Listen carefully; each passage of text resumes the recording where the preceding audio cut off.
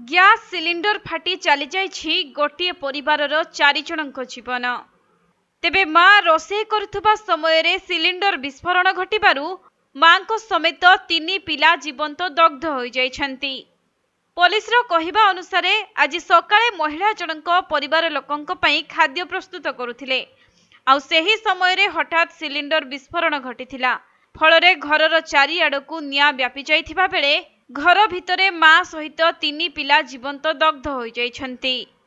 सेपटे खबर पाई अग्निशम बाहिनी घटनास्थल रे पहुंची निया को आयत्त करबाकू चेष्टा करिथिले, किंतु निया आयत्त हेबा बेलकू मां समेत 3 शिशु जीवंता जळी जाइथिले। एपरी दुखद घटना घटिछि उत्तर प्रदेशर देवरिया जिल्ला रे।